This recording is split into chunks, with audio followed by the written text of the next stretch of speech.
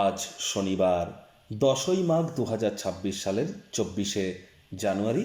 বৃষভ রাশি, বৃষভ লগ্ন, টরাস সাইনের জাতক জাতিকাদের আজকের দিনটি কিন্তু এক কথায় বেশ কাটতে চলেছে।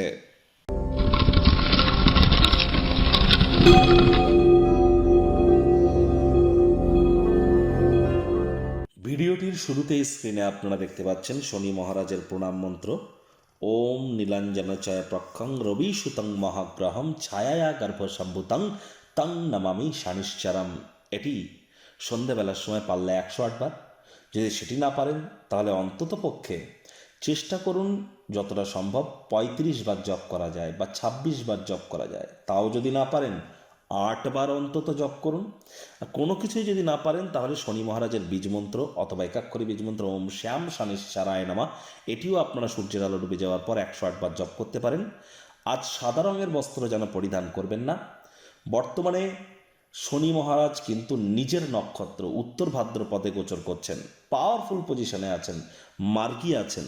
তাহলে এ সময় যারা লেবার সম্প্রদায়, শ্রমিক সম্প্রদায়, যারা বয়োজ্যেষ্ঠ সিনিয়র সিটিজেন, তাদের যত সেবা করবেন, তাদের সাথে যত হৃদ্যতাপূর্ণ সম্পর্ক বজায় রাখবেন, শনি মহারাজের কৃপা আপনাদের উপরে বর্ষিত হবে।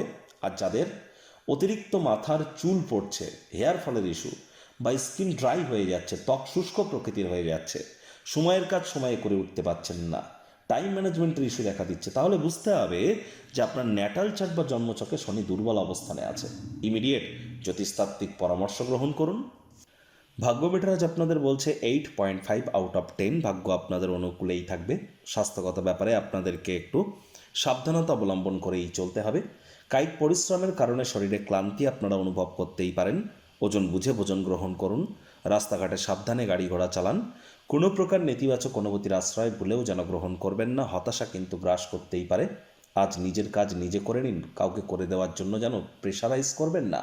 কথায় আছে, আপনি আচরে ধর্ম অপরে শিখাও।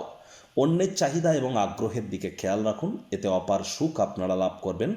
আয় ইনকাম আজ আপনাদের বাড়বে। নতুন উদ্যোগ পরিকল্পনার পাশাপাশি নতুন নির্মাণ কার্যের শুরুয়াত আজ করা যেতেই পারে।